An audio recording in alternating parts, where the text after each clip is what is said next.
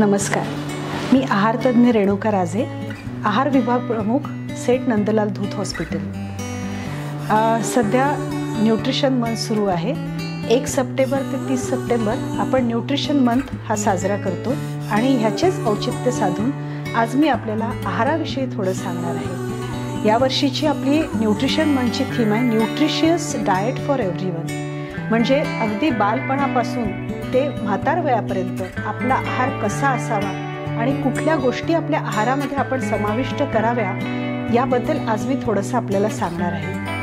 आपल्या सगळ्यांनाच माहिती आहे की आहाराचे आपल्या जीवनामध्ये अनन्यसाधारण असे महत्त्व आहे।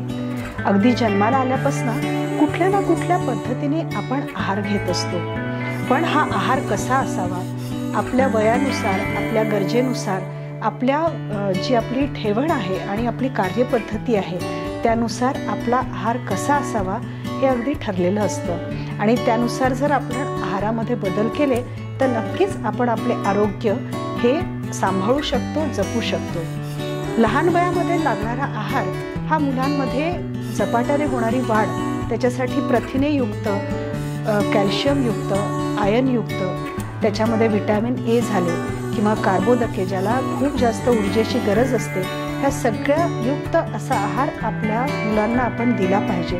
त्याचबरोबर स्त्री जिच्यापासनं या समाजाची निर्मिती होते किंवा एका मुलाची निर्मिती होते, एका बाळाची निर्मिती होते, त्या स्त्रीचे पण आरोग्य व्यवस्थित राहावे यासाठी योग्य तो आहार स्त्रियांनी घ्यायला पाहिजे। ज्याच्यामध्ये प्रथिने, लोहयुक्त आहार हा असणं गरजेचं आहे। स्त्रियांमध्ये पौगंडावस्था म्हणजे ॲडोलेसंट आपण एज जे म्हणतो याच्यामध्ये लागणारी आहाराची गरज ही ओळखून त्यानुसार आहार घेणे गरजेचे आहे। त्याचबरोबर प्रेग्नन्सीमध्ये, गरोदरपणा आणि नंतर लॅक्टेशनमध्ये लागणारा आहार हा कसा असावा हा पण समजून घेऊन त्यानुसार आपण जर व्यवस्थित आहार घेतला तर एक सुदृढ बालक आणि एक सुदृढ माता आपण दोघांचे पण पोषण करू शकतो।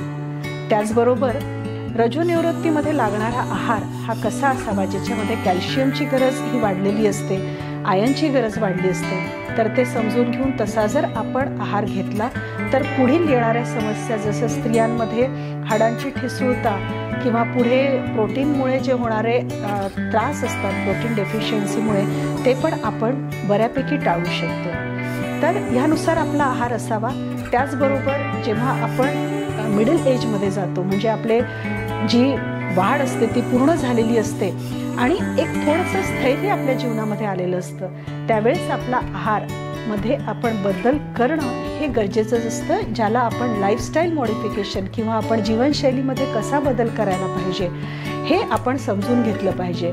व्यसनांपासून दूर राहणं, रोज व्यायाम करणं, वेळोवेळी आपली आरोग्य तपासणी करून घेणं आणि सकस असा आहार रोजच्या जीवनामध्ये घेणं हे अतिशय गरजेचं असतं। जर आपण ह्या प्रकारे आहार घेतला तर नक्कीच आपण एक निरोगी आयुष्य जगू शकतो। म्हणून शेवटी एकच सांगते, सकारात्मक बदल जीवनशैलीतला मूलमंत्र हा आरोग्याचा। धन्यवाद।